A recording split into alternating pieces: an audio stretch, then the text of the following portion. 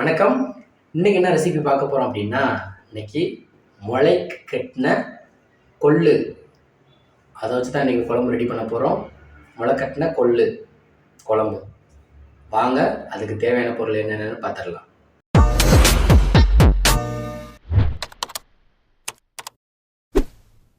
முளைக்க கட்டின கொள்ளு, உருளைக்கிழங்கு, தேவையான அளவு எண்ணெய், கருவேப்பிலை, ஒரு பெரிய வெங்காயம் நறுக்கினது, 2 ஸ்பூன் குழம்பு மசாலா, 1/2 ஸ்பூன் தனி மிளகாய்த்தூள், 1/2 ஸ்பூன் தனியாத்தூள், 2 தக்காளி அரைச்சி வச்சுருக்கோம், கொஞ்சமாக தேங்காய் துருவினது, தேங்காய் பூவு, அப்புறம் இஞ்சி, பூண்டு, வெங்காயம் ஒரு கைப்பிடி அளவு எடுத்துக்கோங்க. பார்த்துக்கோங்க எவ்வளோ அளவுன்னு. இப்போ செய்முறையை பார்த்துடலாங்களா? அடுப்பு பற்ற வச்சிடலாம். நம்ம குக்கர் வச்சுக்கலாம். இன்றைக்கி நம்ம குக்கரில் தான் சமைக்க போகிறோம். இப்போ நம்ம குக்கர் சூடாகிடுச்சு. நம்ம இந்த தேவையான அளவு எண்ணெய் ஊற்றிடலாம். இப்போ நமக்கு எண்ணெய் சூடாகிடுச்சு. கருவேப்பிலையும் வெங்காயத்தையும் போட்டு நல்லா வதக்கி விட்டுக்கலாம்.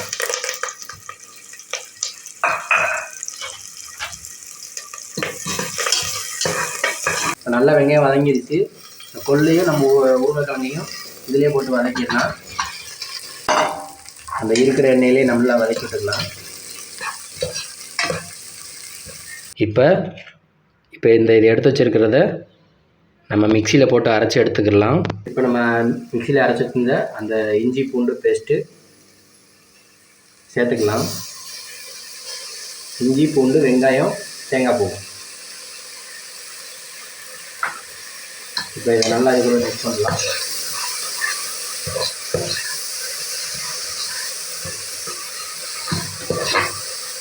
இப்போ இது ஓரளவு வதங்கிடுச்சு. இப்போ நம்ம அந்த அரைச்சி வச்சிருந்த 2 தக்காளியை இதில் சேர்த்துக்கலாம்.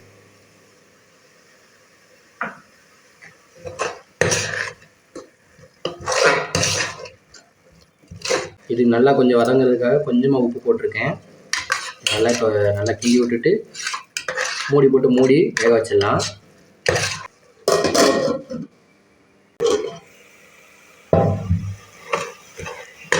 ஓகே, இப்போ ஓரளவு நல்லா வெந்திருக்கு. இப்போ இதில் நம்ம மசாலா சேர்த்துக்கலாம். நம்ம எடுத்து வச்சிருந்த மசாலாலாம் சேர்த்துக்கலாம்.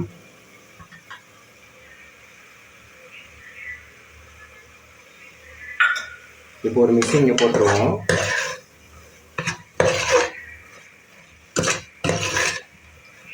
இப்போ ஒரு செம்பு தண்ணி ஊற்றிடலாம்.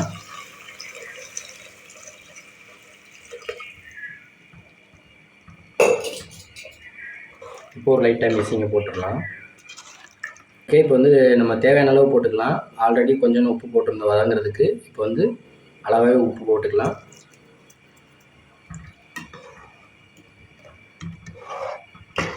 இப்போ நம்ம குக்கர் மூடி போட்டு விசில் போட்டு விட்டுடலாம்.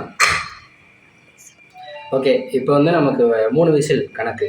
3 விசில் வந்தோடனே நம்ம இறக்கி பார்த்துடலாம்.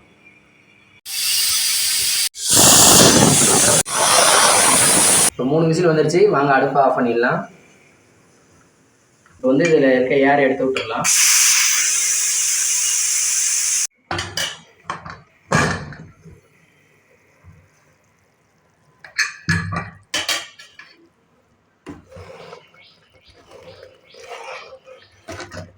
ஓகே, இப்போ நமக்கு சுவையான கொள்ளு முளை கட்டின குழம்பு தயாராகிடுச்சு.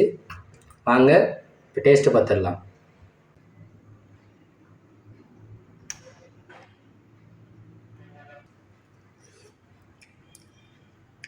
உண்மையிலே சூப்பராக இருக்குங்க.